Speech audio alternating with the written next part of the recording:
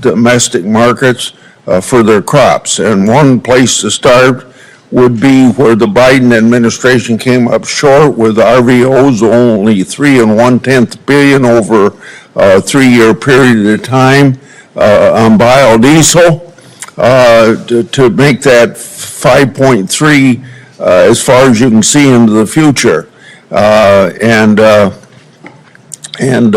That would very dramatically increase soybean prices. So my question to you is, in the medium to the long term, do you plan to turn these tariffs into trade deals to reduce tariffs and non-tariff barriers? I support that. On the other hand, if the purpose is to stall on negotiations in order to keep tariffs high for the sole purpose of feeding the U.S. Treasury, I oppose that. So is this administration for trade reciprocity or for Treasury replenishment? Senator, thank you, and thank you for your years of service on the trade space, and you're one of the deans in this area. It's important to understand the sense of the emergency that we're facing and urgency with the need to reshore and do manufacturing here. It's incredibly important to the President. Yesterday, he stated very clearly that he is happy to engage in negotiations immediately with countries that believe that they can help us reduce our deficit and get rid of the non-tariff barriers and the tariffs that affect that. I think the answer, Senator, is it's going to be country by country. There are going to be some countries where they're not able to address their non-tariff barriers or their tariffs or the deficit fully, and there will be others who I think will be able to do that, and where the President will have the option of making a deal with them. So we're certainly seeking reciprocity. Now, if we have the tariff on a country, there's obviously going to be a revenue effect, but we need to reshore manufacturing, we need to get rid of our agricultural deficit, and we need to make sure that if countries are going to trade with us, it has to be on a reciprocal basis. Senator Cantwell. Thank you, Mr. Chairman. Ambassador Greer, good to see you. You and I have had many conversations about trade. I think my question this morning, though, starts with the consultation that Congress deserves on trade issues from the trade ambassador. And what did the Trump administration do to prepare us, to communicate with us, to tell us about findings as it relates to these emergency orders by the President? Thank you, Senator. As you know, I find consultation requirements very important, and not just as a requirement, just a matter of good practice. Our staff, the USTR staff, in the past 2 months that we've been in office, have had over 200 formal engagements with staff on the Hill, obviously here in the Senate, also in the House. The day of the reciprocal trade announcement, we had our staff also up here briefing your staff, and we also had the President issue very publicly his America First Trade Policy Memorandum, which specifically said that he was going to look into the trade deficit and the possibilities of tariffs. So we've wreaked havoc on the economy by having one of the largest drops of the market. We have people's 401 in panic. We have retail organizations like the Retail Industry, National Retail Federation, American Apparel Industry, Outdoor Association, Consumer Technology, Computer Communications Industry, Main Street Alliance, Small Business Majority, all anxious, asking us to do something, and you're saying, well, some people have passed some notes to staff.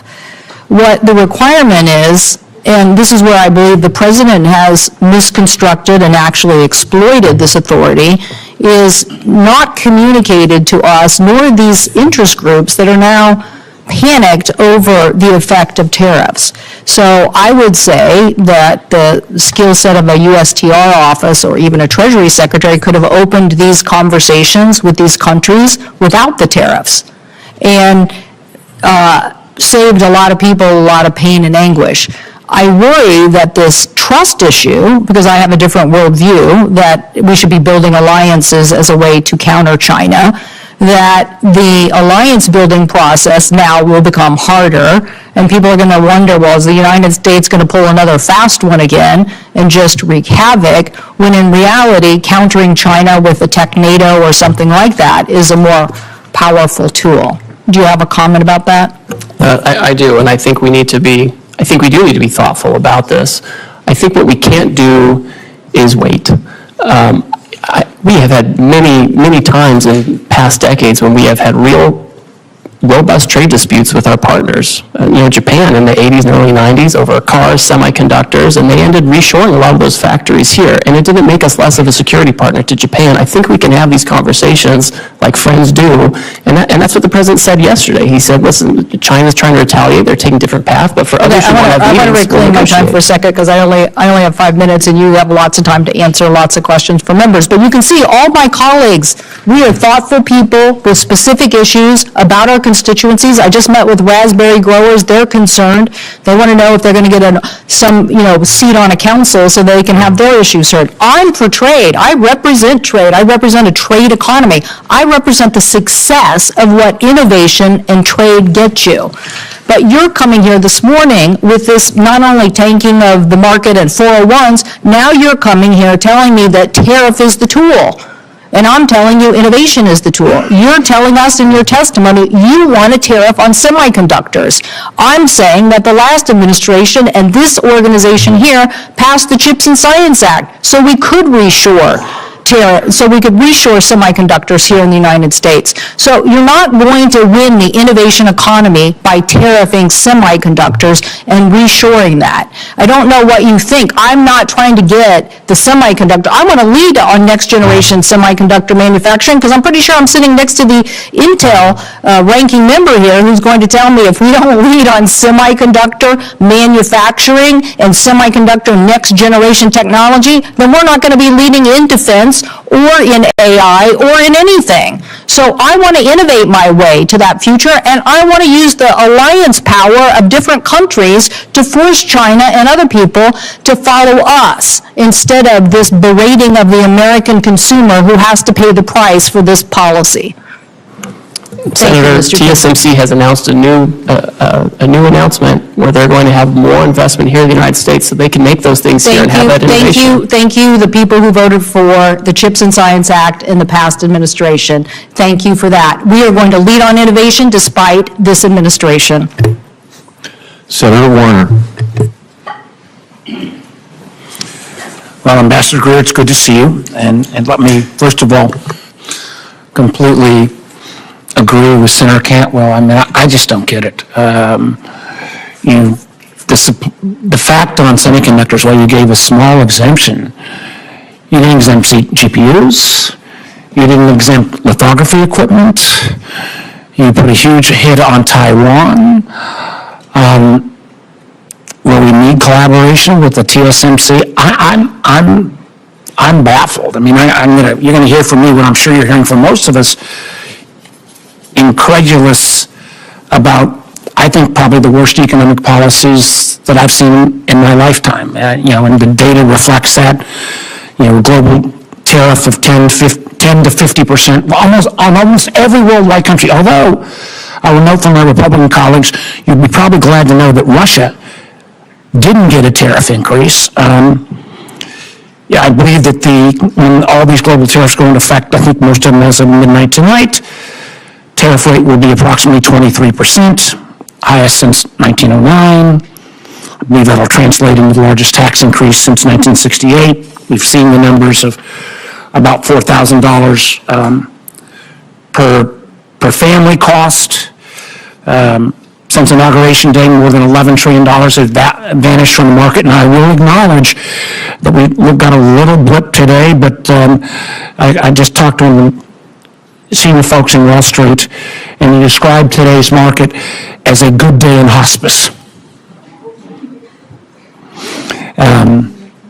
I wouldn't use his name because, there are no good days in hospice, but that's kind of how I feel. And again, I know you guys are supposed to know more than all of Wall Street, but, when every firm says, we're going to see increased chance of recession, and I've met you, Ambassador Greer, I think you're a smart guy, but I don't think just because this is the way Donald Trump wants the world to be for the last 40 years that he can simply will it into happening. In my state, the Port of Virginia accounts for $124 billion in trade. That amounts to about 500,000 jobs. Those are all up for grabs now. We got 800,000 small businesses. in Virginia. These tariffs are going to wallop them. I had last week a guy in from a local brewery in Alexandria. The owner's name is Bill. He's got a triple whammy. He gets his Pilsner from Canada. He gets his bottle caps from Mexico. He gets his kegs from Germany. So already, even in advance of these all kicking in at midnight tonight, he's laid off 10% of his staff. Even if the president flips on all this, he's not bringing folks back. I mean, candidly, I had another guy in from, who makes bourbon and sells a lot to Canada. He thinks it'll be a cold day in hell before the Canadians start buying American bourbon again, simply because our trust relationship has been broken. So I guess the first question I want to give, I'm trying to figure out what would be a question that maybe folks haven't asked. Let me ask you on this one. Australia is one of our strongest allies. You know, we have the AUKUS relationship, which is key to their national security. It's key to our industrial base, so we can continue to build subs. Terribly important. Interesting thing with Australia is we have a free trade agreement with Australia. We don't have tariffs. We even have one of the few industrial countries, we have a trade surplus with Australia.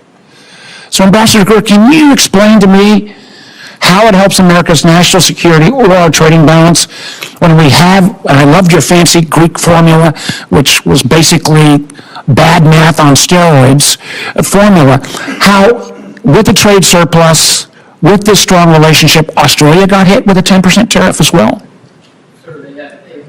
Senator, Australia has the lowest rate available under the new program. They ban imports of American beef. Ambassador, excuse me.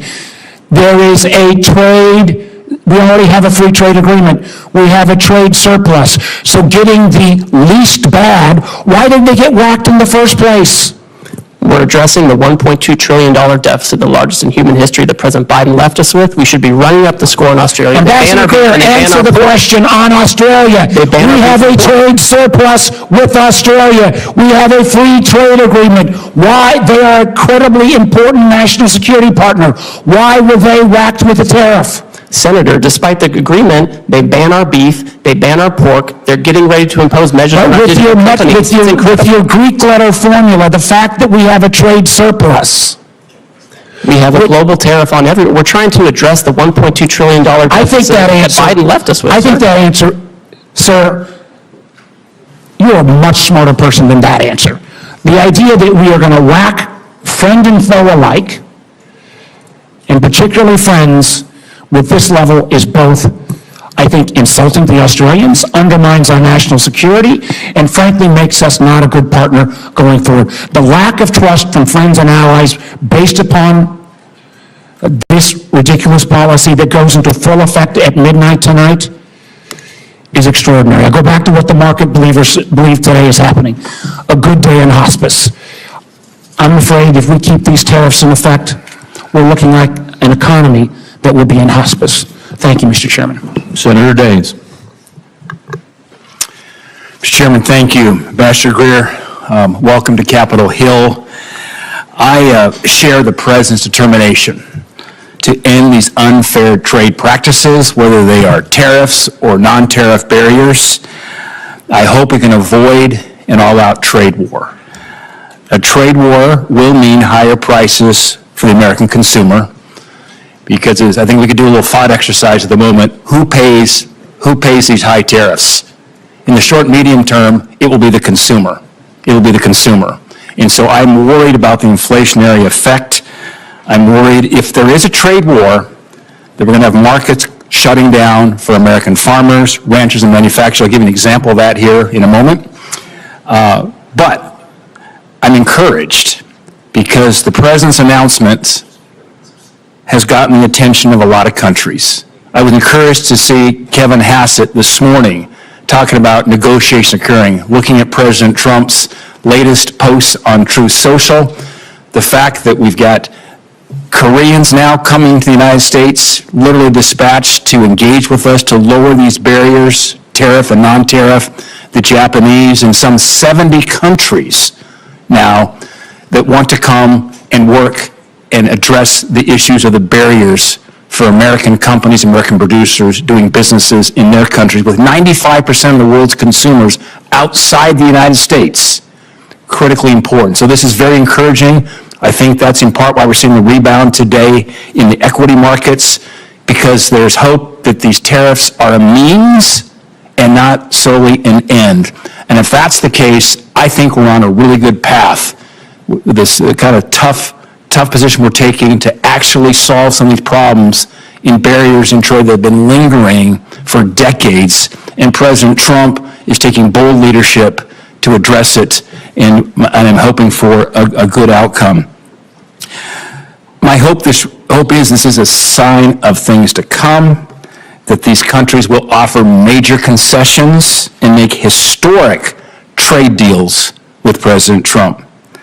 Ambassador Greer, I encourage the administration, encourage you to use this opportunity to secure better terms with our partners, with our allies, to protect and grow American jobs, to grow access for our American farmers, our ranchers, our manufacturers, and American families. 3 weeks ago, I was in Hanoi and met with General Party Secretary Do Lam, the highest-ranking official in Vietnam. And then I went to Beijing and met with high-ranking Chinese officials, including the Premier Li Qiang. I carried President Trump's America First message directly to these leaders. I spoke with Premier Li Qiang and demanded that China stop the flow of the fentanyl precursors into Mexico, United States, and Canada. I raised concerns about developments related to the expiration of registrations for beef processing plants here in the United States and some non-science-based barriers which has impacted Montana and U.S. beef exports. I want to remind you that in 2017, I went to China. I carried some steaks from a Montana rancher, Fred Wacker of Miles City, Montana. We met with the premier. In fact, I had one of your predecessors, Rob Portman, then the senator from Ohio and a former USTR with me. I had Senator Barrasso with me, Senator Kennedy with me. And as a result of that meeting, 30 days later, they lifted a 14-year ban on U.S. beef imports into China. Let me talk about what that has meant so far. This is the largest beef export market in the world is now China. For U.S. producers of beef, in 2021, we shipped $1.6 billion of beef. Keep in mind, the 2017 number was $31 million. It was $2.1 billion in 22, $1.6 billion in 23, $1.6 billion in 24. But here's the concern. That's been shut off now in the last 3 weeks. March exports of beef to China, U.S. beef, declined 92%. So the valve is shut right now for U.S. beef producers. My question is, what can we do to hold China's commitment to U.S. beef and other ag imports, which are so critical right now for U.S. producers? Thank you, Senator, and you've always been a leader on this, and I appreciate that. China, of course, needs to take down their barriers. It's been a persistent challenge with them, and they like to use economic coercion, and they have their own method of doing things. But my hope would be is that they turn back on this course of action. I think President Trump is focused on making sure we have the right program in place, that we're dealing with partners who are going to be respectful and achieve reciprocity with us.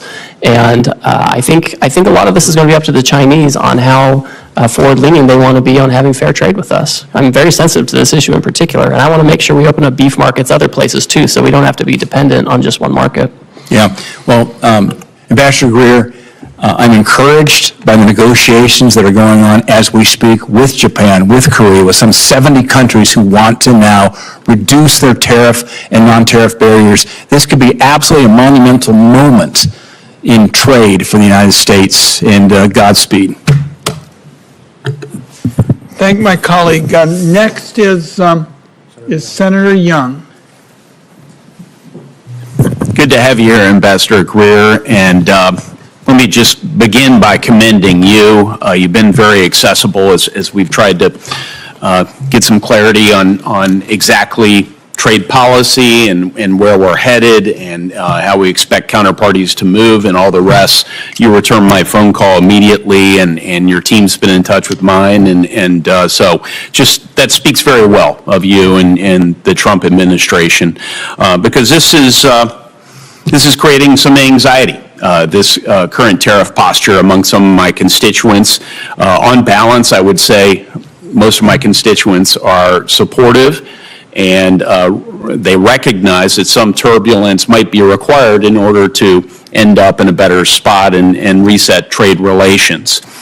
I think one of the things I'm hearing from constituents back home is that trade retaliation doesn't fall on everyone evenly. It has a different impact on a New York tech firm than it might have on a Hoosier soybean farmer, and I hope that's something that's being factored into your analysis as you think about how foreign countermeasures could impact the American economy generally, and then in terms of particular sectors and parts of the country. So unpacking those trade-offs for the American people, I think is going to be very important moving forward. In Indiana, rural communities and export-driven manufacturers oftentimes feel the consequences, and they feel the consequences first. So, Ambassador Greer, is USTR actively mapping out which sectors and regions are going to bear the brunt of certain retaliatory measures and thinking about contingency plans? So, Senator, thank you for your concern, and I know this is something that we all watch. I watch it very closely. The President watches it. Whenever there's any kind of announcement of proposed retaliation, we look at it very closely. We look at the tariff lines. We look at what might get hit. The good news so far is that most countries have said they're not going to retaliate on this, and that they would like to seek to talk to us first, find out more about the program, what they can do to meet our goals, which, as you know, we're dealing with an emergency in terms of manufacturing and our trade deficit. And so that is what most countries have chosen to do. My sense is that if there are some countries that choose to retaliate regardless of our need to address this emergency, our hope and expectation is that countries will do what they've said, which is bring down their tariffs and non-tariff barriers to provide better markets in alternative locations. Well, as I communicate some of the impacts in my state to your office, and as I know you and your team review this, I hope you will you'll keep those considerations in mind as you develop your negotiating priorities. Yes, we certainly will, and look forward to continued collaboration with you. You know, in other areas of federal policy, we have clear metrics or criteria to measure success. We do it in social policy. We do it with respect to education policy, test scores. We do it in defense policy. We try and measure readiness and through various metrics. But in trade policy, especially tariffs, we seem to lack a clear set of metrics and a feedback loop. Does USTR have a formal process to evaluate whether these tariffs are actually achieving their goals, whether that's reshoring or market access or reciprocity, some metrics associated with that? I'll let you speak to that, sir. Senator, as we've stated, the underlying basis for this action is the national emergency arising from the trade deficit. President Biden left us with a historically high $1.2 trillion trade deficit, which we understand and know to be driven, at least in large part, by non-reciprocity. And so when we're looking at whether that emergency is abating or being affected, is we're looking at outcomes. Certainly, if other countries are bringing in their tariffs and their non-tariff barriers, that's a good indicator. That's the right direction. We also want to make sure that the trade deficit is going in the right direction. And that means two things. It means we have better access and we can export more to these other markets, but it also means that they're not using us as a dumping ground for their overproduction or their subsidized products. And so it goes both ways. And so it's a country-by-country analysis. We're looking at it case by case. They come in and talk to us on a country-specific basis where we can articulate to them what their trade barriers are, right? I've got this big book with all the trade barriers, what their non-reciprocal tariff rates are, and what we expect in terms of fair trade. Well, thank you. I'm already over time. It's amazing how quickly we go through this, which is why I really appreciate that direct line to you and your team. I should also mention that we heard from Secretary Bessent to discuss tariffs the other day as well. We'll be in touch. We want to work with you on critical minerals policy, on digital trade policy, and many other areas that I know are your priorities as well, and President Trump's priorities. And thank you for your ongoing efforts to bring more clarity to the markets and to our businesses and farmers so that we know exactly what lies ahead. Thank you. Senator Johnson. Thank you, Mr. Ranking Member. Mr. Ambassador, welcome. So you're hearing a fair amount of agreement from the Finance Committee here. First of all, I think there's agreement that we recognize that America's been very generous in opening up our markets. Our trading partners have taken advantage of us. We don't have fair trade. But I mean, you're also hearing that our constituents rely on trade, and they're going to be harmed by it. So I handed you 10 case studies, and by the way, for the 10 that were willing to go public, probably got another 50 that were concerned if they went public that they may not get the exclusions. Now, I'm somewhat disappointed to hear that the exclusions of some of these things are being ruled out at this point in time. There are very specific situations that I think you ought to consider exclusions for, because I don't often agree with the members on the other side of the aisle, but in many cases here today, particularly when they're expressing concern about small businesses in their states, I'm hoping you're and I hope you and the President are very sensitive about companies potentially going bankrupt by these actions. Again, we want fair trade, but I hope you recognize, tariffs are double-edged sword. I would argue a somewhat blunt instrument. A question I have for you, there's no doubt that we have offshored some very crucial products, pharmaceuticals, high-end semiconductors, rare earth minerals.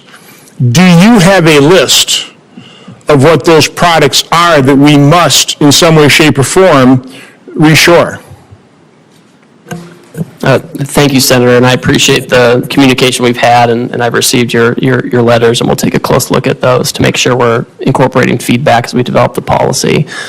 You'll note in the action we took last week, there were certain sectors that we excluded from the tariff action because we think they need their own investigation and consideration, whether it comes to tariffs or other actions. This includes semiconductors, it includes pharmaceuticals, like you're talking about, certain metals like copper, and also critical minerals. These are areas where we have to reshore.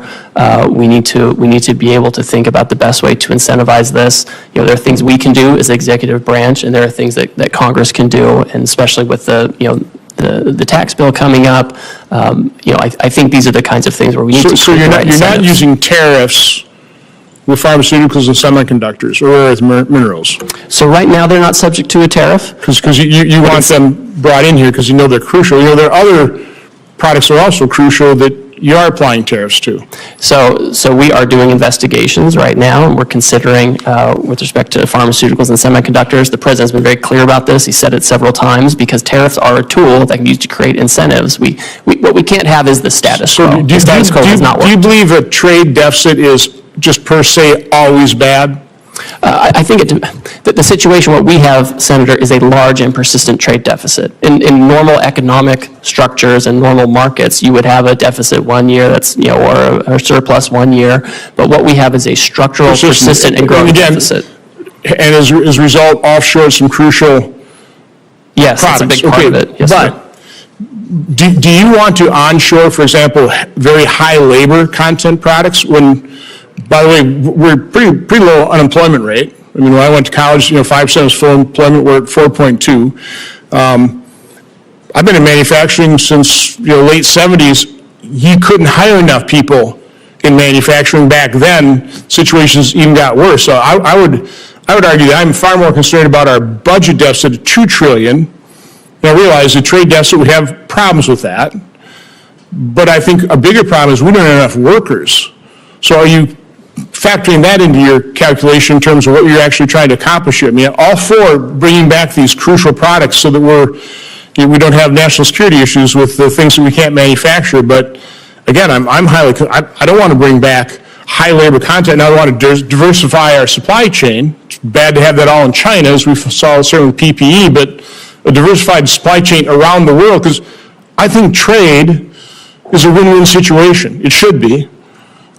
What are your comments on that? So I think when it comes to workers, so first of all, we have about 2 million discouraged workers, right? And these are folks who should come off the sidelines for sure. I think the factories that are being built and will be built in the United States will leverage both automation and workers, right? I don't think we're going to have lots of, it's not the kind of labor that's done in some of these other countries. I think our folks are innovative, and the newest factories use a lot of automation, but also workers and people who make the products that the industrial robots that contribute to that automation. But I mean, I think we need to be in a situation where we have production here, right? We need to think not just in terms of quarterly earnings, but in the next century, and how do we set up the American economy now? How do we deal with the emergency now to make sure we can produce far into the future? Again, I would ask that these case studies be entered in the record, and I just really ask you and the President, focus on the products we actually need as opposed to using this broad instrument. There's going to be an awful lot of collateral damage. People are already feeling that pain, so I hope you're sensitive to that. Thank you. Without objection, and Senator Tillis is next. Thank you, Mr. Chairman. Ambassador Greer, thank you for being here. Back in the 90s, I was in management consulting, and there was a new platform that came out that promised to transform the business industry, ERP. Some of the early attempts at implementing the system proposed an a la prima approach. Let's do it all at once. Let's change the plumbing out. Let's get it all in, get it done, rip the Band-Aid off. It proved to be hugely unsuccessful. There were a lot of very visible projects, and the industry decided there needed to be a methodical sort of prioritization of what parts of the business needed to perform better sooner, and how do you layer onto that a comprehensive strategy. It looks like we've got a novel approach here in terms of an a la prima approach. I'm not a trade expert, and I'm not going to question it at this point. I do have a question about, at the end of the day, the other thing in management consulting we like to focus on is this concept of one throat to choke. In other words, when you're finally taking a look at a strategy, someone has to own it, and you can't say that it's the president or the vice president. So my first question to you, in this scenario, the decision maker who decided the a la prima approach, who has obviously had to have spent time anticipating what we saw in the markets and some of the pushback, I'm assuming this all got gamed out, because it's a novel approach, it needed to be thought out. Whose throat do I get to choke if this proves to be wrong?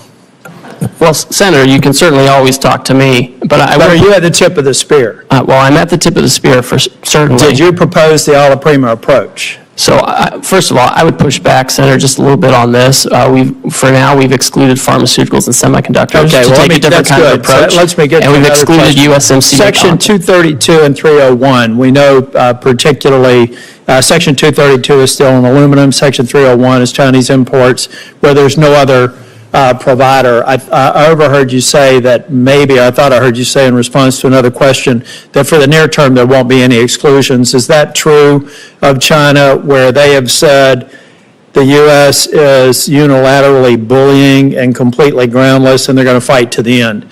Are the 232 and 301 tariffs exclusions on the shelves until we get to a reasonable agreement with China? I'm just trying to answer a question that I have several people in North Carolina asking. So the president, again, is the final decision maker on all of these things, and he has directed that there not be exclusions. There will not be any exclusions on steel, aluminum, or any products that are only manufactured in China for the foreseeable future until China determines what the end is, because they said they're going to fight to the end. Again, I'm just trying to communicate questions that I've asked, so there will be no exclusions. Yes. I won't waste your time asking for them. That's the main reason I wanted to ask the question.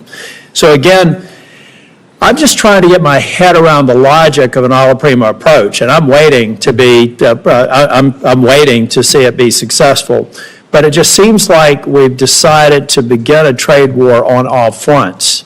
And that's okay if the person who thought this through has an answer for why you go after partners that we have a very long storied relationship with. Maybe we give some developing countries a break because we're trying to actually get their economies functioning, make them look to the West versus to Chinese investment. So it just seems like, I'm getting my head around the alla prima approach. I'm not condemning it because I'm not a trade expert, but I still, at some point, and I understand that you are the trade rep, so if you own this decision, then I'll look to you to figure out if we're going to be successful. If you don't own the decision, I'm just trying to figure out whose throat I get to choke if it's wrong, and who I put up on a platform and thank them for the novel approach that was successful if they're right. But here's what I'm really worried. I'm not going to ask any more questions. I'm just going to tell you, every time we talk about people having patience, we need to understand that the founding fathers made damn sure that that patience was never more than about 14 months, really. Everything that we need to do to know what the political environment is going to be about next year, it's going to be done by February of next year. So in your mind, do you believe that over the course of the next 14 months, we're going to have a level of certainty, and the people in the trailer park that I grew up in who are going to bear the brunt of some of these short-term cost increases, maybe some job displacement for a period of time, how are they going to be feeling in Groundhog Day 2027 or 2026? Do we feel like the majority of this will be resolved and I'll be able to thank whoever thought that the alla prima approach was a good idea? Because that's about the timeline we've got to work with. Well, Senator, these people who voted for the president is the same situation I grew up in. You know that. I agree, but let me just finish here because I don't want to get in the way of my colleagues. Yes. I'll be 65 in August. Every day, 11,400 people celebrate their 65th birthday. That's 4 million a year. So there, let's say from 60 to 65, people are looking at their 401k statements. They did vote for President Trump. They voted for me. I hope that they will again in both cases. Well, maybe not the president, but I intend to run for re-election. I'm just trying to figure out if they're going to feel good about this, because a long-term play in American politics and a long-term play in American policy, public policy formation, is about 12 months from the beginning of an administration. I wish you well, but I am skeptical. Thank you. Senator Smith. Thank you, Senator Crapo, and welcome, Ambassador Greer. Seems to me that President Trump has started a big trade war, and the war is with everyone on multiple fronts, with allies as well as adversaries. I think this is a little bit of what Senator Tillis was getting at. It feels really indiscriminate and chaotic, and apparently we're still just in the early days of this. And I just need to tell you that Minnesotans are freaked out. Farmers who are experiencing, you and I have talked about this, one of the worst farm economies in the last 25 years are looking at lower prices and higher input costs. Minnesotans who work on the Iron Range, which is a source of 80% of the iron ore that goes into American-made steel, they want fair trade. They want us to stand up to illegal steel dumping, but like 500 of them have been laid off because demand for American cars has been slumping. I mean, I could go on in every sector. Consumers are freaked out. This looks like a giant sales tax to them. Retirement stock market plummeting, and it's very hard for people to understand what is going on here. So what I want to do is to get an understanding from you of what you see as the goals of this war that we're in, because at various times it's been described as goals to raise revenue, to stop fentanyl trafficking, close trade deficits. So is the goal here to raise revenue for the federal treasury?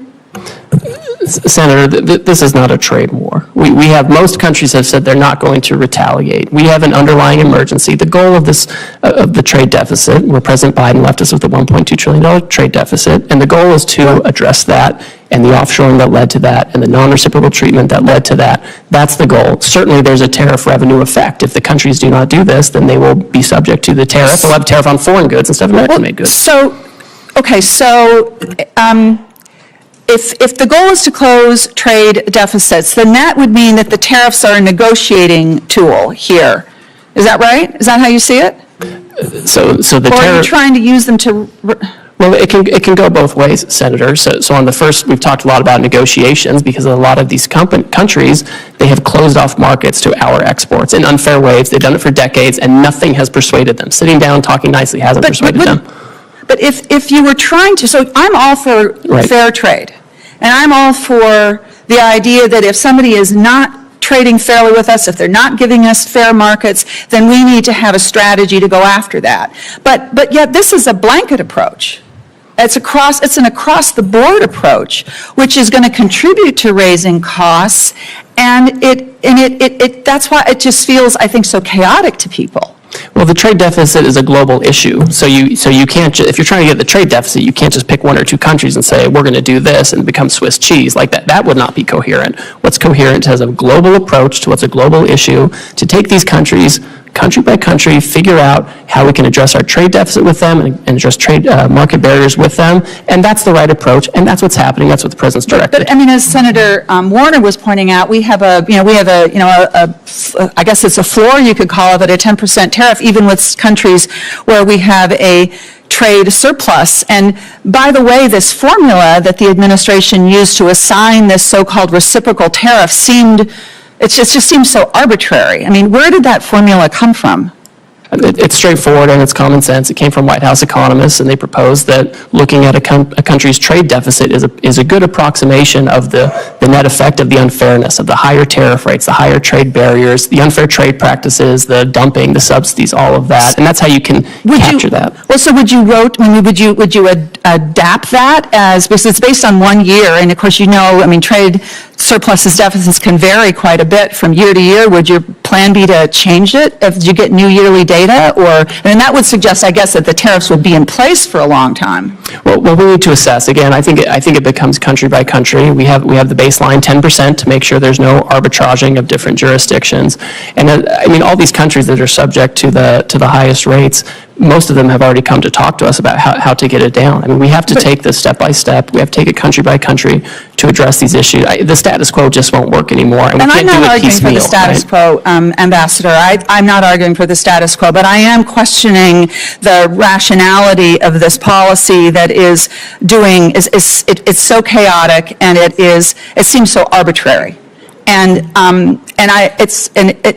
It seems so internally inconsistent because, for example, if your goal is to onshore manufacturing, something that I think many of us on this side of the dais believe strongly that we need to be making things in this country again, but then that would suggest that these tariffs need to be in place for a very long time because what capital wants is consistency and stability and predictability. Yet at the same time, the administration seems to be arguing that we would be, waiving some of these tariffs if we could somehow magically negotiate, 50 new trade agreements with 50 different countries. I know my time is up here. I wanted to ask you a question about trade adjustment assistance, which I will follow up as a question for the record. Again, I think that my constituents are freaking out here, and I understand why. Thank you. Senator Lujan. Thank you, Mr. Chairman. Thanks for holding this hearing. Now, Mr. Greer, it's been less than a week since President Trump started this, what I'll describe as a reckless tariff war. It certainly feels that way. Families are seeing higher costs. Businesses across the country are hurting, and we've seen one of the worst drops in the stock market in over 35 years. Do you believe that there's currently higher costs a week after the president put these tariffs into place? Senator, we haven't yet seen how those costs are going to be allocated between the foreign producers and their importers here. We haven't seen the data on that yet. Do you believe businesses are hurting a week after President Trump put these tariffs into place? I've heard from a lot of businesses. Some of them are excited about the prospects. Some are concerned because they're import dependent instead of U.S. product dependent. So I know there are varying views on this. Let me ask this question, because this one's based completely on fact, on something I think you look at every day. You probably have some of these numbers in your phone that I'm guessing might be in your pocket. Have we seen one of the worst drops in the stock market in over 35 years? We've certainly seen volatility. Have we seen one of the worst drops in the stock market in over 35 years? I think, and Senator Warner talked about We'll move this. on. If you don't want. Well, I know everyone's concerned about Wall Street. I'm just concerned about Main Street and getting these jobs back, Okay, let's talk sir. about Main Street, Mr. Greer. Last time you were here, I asked if President Trump's trade war would hurt New Mexico businesses and families. You dodged my question. You told me, quote, "I can't guarantee economic outcomes." When I pressed you, you told me that you want me to, quote, you asked me to, quote, "hear from me on what the impacts of these tariffs are." Well, Mr. Greer, I'm here to tell you today New Mexicans are hurting. I understand why you would not guarantee that New Mexicans wouldn't be hurt, because you probably knew what I thought then that we now see today, that this is hurting people back home. Now, I want to ask you the same question again. Yes or no, will President Trump's tariffs harm New Mexican businesses and families? Senator, I just don't think they will. Right now, you have duty-free trade with Canada and Mexico, where they comply with the rules, where they have U.S., Mexican, and American content. I mean, this is designed, and I would hope that being a border state, this is something that you find valuable, and that's what we're trying to do. We're trying to incentivize production in the United States. We want North America to be competitive, and this is. We can't have the status quo. We have to have a situation where we have manufacturing here, where we have foreign market access for our producers, and we want New Mexico families and companies and communities to prosper. Mr. Greer, do you agree with President Trump that families are going to have to feel a little pain? I'm not going to speak for the president. I didn't ask for you to speak for him. I know none of you have the courage to stand up to him. What I'm asking you, Mr. Greer, is do you agree with what the president said about these tariffs, in that people are going to have to feel a little pain? That's my question. If we have companies that feel pain because they're adjusting their supply chains, have more American product made by American workers, that's an adjustment we have to make to prepare for the future. We can't keep doing the same thing we always did. And if companies are having trouble adjusting their supply chains, which I'm very sensitive to, this is something that we have to deal with. We can't do nothing for 4 years like we saw under Biden, where there's just nothing going on trade. Let me ask the question a little differently. Yes or no? Do you agree with President Trump when he said families are going to have to feel a little pain?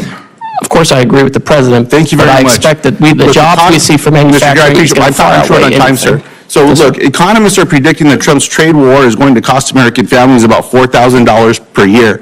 I disagree with your assessment now, and agreeing with Donald Trump that families should feel pain. When I asked you about the economic impact of families back home, you said, no, they're going to do great. Things are going to be wonderful. New Mexico should be appreciative of all these things. I guess pain is the kind of relief that you believe that families should be going through. I mean, it is what it is. As I've been saying to my colleagues here, I understand the outcome of this last election. Donald Trump is now the president of the United States. He won the election. My Republican colleagues in the Senate won the election. They control the votes in this chamber. They control the votes in the House. That's why we're seeing these budget resolutions. All I'm saying is own up to what you want to do. You want to do it. Just be honest with the American people about what's going on. I appreciate the time today, Mr. Chairman. I yield back. The same economists who are crying out now are the ones who said we were going to crash the economy, and Trump won. We put tariffs on China, and real median household income went up for Americans by $7,000. Inflation went down, unemployment went down. So we have history showing that we know how to use this. Mr. Chairman, since Mr. Greer went on, I will just follow up again. Then help explain the pain that people are feeling today with your assessment of what Donald Trump said, that families should feel some pain. That's all okay with you all? Senator, we're not going to be in a situation where we keep allowing Wall Street to run the economy. And as we're making that transition, companies You know what, Mr. Greer, go spend a little time at the grocery store talking to some of my constituents back home. I'll take you around. We'll walk around. We're not going to give anyone a heads up. You just go do it. And let's see what the regular folks back home are doing, including the people that come and talk to me that say they voted for this president. This is not what they stand up for. Farmers and ranchers are getting the short end of the stick from USDA, where these grants are being cut, and they say, oh, no, it's because we don't want to give people food. Baloney. You're cutting the line for these farmers and ranchers as well, in addition to what's happening with these inputs with tariffs. Look, you all are a lot smarter than I. I'm just a regular person back home. I'm one of them. Senator Warnock. That's the difference between you and I, sir. Senator Warnock. Thank you very much, Brother Chair. Since President Trump announced his tariffs last week, the stock market has dropped more than 10%. We've talked about that. I'm more concerned about the impact on ordinary people. This for me is a regressive tax. It's a tax on families who are already dealing with increasing costs and are trying to figure out how to make their lives work. I heard you say, Mr. Greer, that you don't think this is that we're in a trade war, and I respect your expertise on trade, but tomorrow the Trump administration will implement its reciprocal tariffs, which means businesses and families have had less than 1 week to plan for the largest tax increase in more than 50 years. So we are escalating, and so we can go back and forth about whether we think it's a trade war. I'm focused on how this is impacting families.